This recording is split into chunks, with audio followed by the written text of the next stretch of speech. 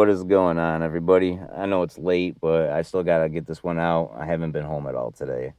So it is Friday, and that is Chess and a Story time.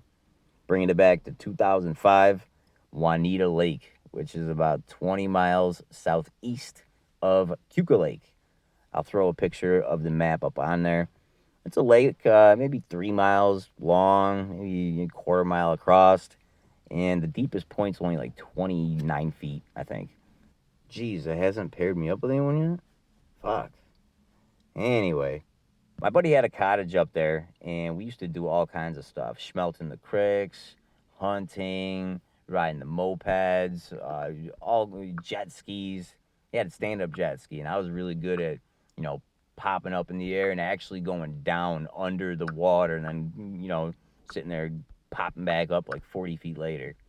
Well, we was ice fishing one winter, and his cottage is on the northwest coast, and we were down on the southern coast by Lamoco Lake in the Juanita Inn.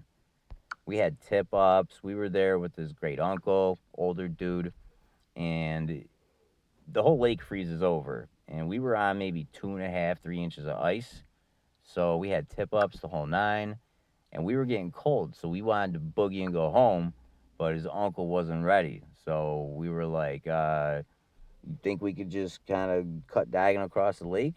My buddy's name was Dustin. So me and Dusty were like, fuck it, we're going to try it.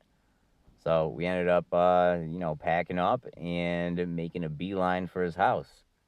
We get literally in the middle of the fucking lake, and all of a sudden we hear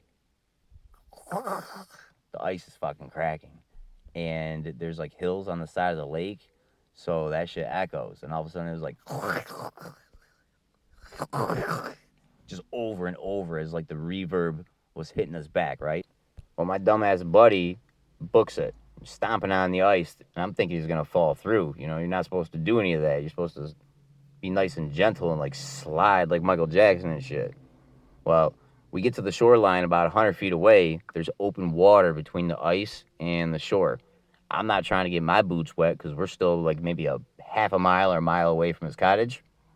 So we figured we'd walk down farther along the shoreline on the ice until we find a spot where the ice is touching the shore. And this game is going to be over in no time. This dude is Fubard. I don't see how I'm going to end it yet, but we'll see how this goes. And long story short, there's something called a cove. And a cove is like a little half moon shape, like a serrated knife. You could think the shoreline's like that. Well, the points stick out. And at one of the tips, the ice was touching the shore. I was walking first. I had the lead. I get about 50 feet away from the shore. I crash through the fucking ice. 1 second. This dude fucking... sorry, guys.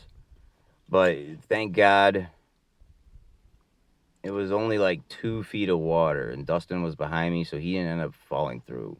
He ended up getting to shore safely down. I got real wet. And it was weird because when I was in, I had to like break the ice until it got thick enough where I could climb back up. Later that day, we found out that 2 other people on the south end where we were ice fishing fell through, and one of the dudes passed away before rescue could get to him. So we was lucky, you know. Definitely blessed to still be here.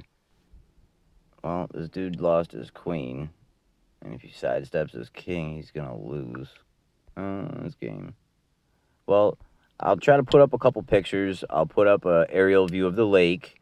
I'll also put the cove where I fell through, and you can see, I looked at it earlier, that it's shallow. Like, you can tell that it's only like a foot or two deep in this certain section. But moral of the story, we were very lucky, and it could have been us. So I do appreciate you guys for tuning in. Sorry that it's so late. I will try to get it earlier next week, and I appreciate you guys once again. I will see you all on the next video. Ciao.